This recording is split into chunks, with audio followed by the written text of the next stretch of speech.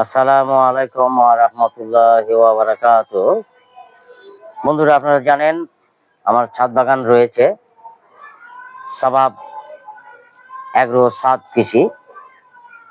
ইনশাল্লাহ আজকে আমি কিছু নতুন মাটি প্রস্তুত করতেছি, নতুন কিছু গাছ লাগাবো।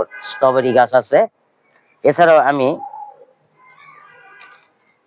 মধ্যপ্রাচ্যের একটি ফল, সুস্বাদু ফল সাম্মাম, এর বীজ সংগ্রহ করেছি। সে বীজ প্রস্তুত করব, যেগুলো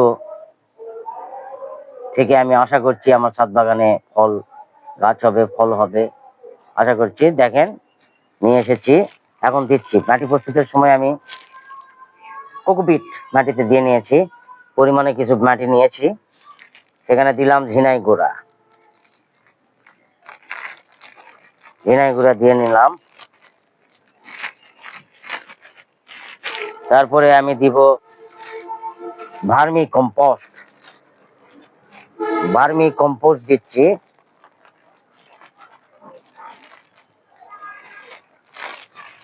ভার্মি কম্পোস্ট দিলাম।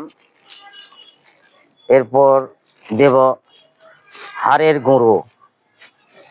আপনারা জানেন গাছের অনুখাদ্য হিসাবে হাড়ের গুঁড়ো খুবই দেওয়া প্রয়োজন।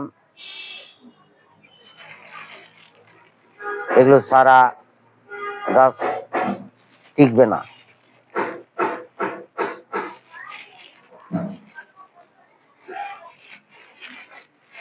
গেল। আর মাটি প্রস্তুত শেষে আমি আপনাদেরকে আবারও পুনরায় নিয়ে আসবো, নিয়ে এসে বীজ রোপণের দৃশ্যটাও আমি দেখাবো ইনশাল্লাহ। সে পর্যন্ত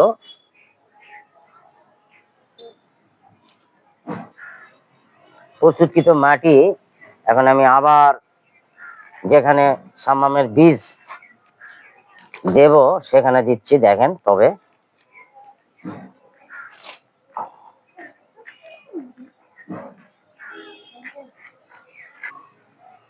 হ্যাঁ বন্ধুরা, দেখেন আমার হাতের তালুতে এই বীজগুলো সাম্মামের বীজ ইনশাল্লাহ আমি দিয়ে দিচ্ছি।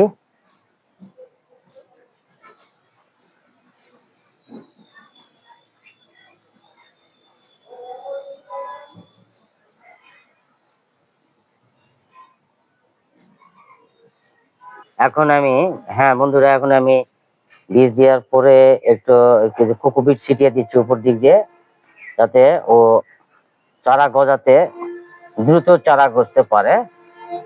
এই জন্য কোকোপিট মিশ্রিত মাটি দিয়ে দিলাম। এখন নিয়মিত এখানে রোদে রাখতে হবে এবং পানি স্প্রে করতে হবে, তাহলেই সুন্দর করে কোকোপিটের গাছ গজিয়ে যাবে ইনশাল্লাহ। আবার দেখা হবে অন্য কোথাও, অন্য কোনোখানে, অথবা আমার এই ছাদ বাগানে ইনশাল্লাহ।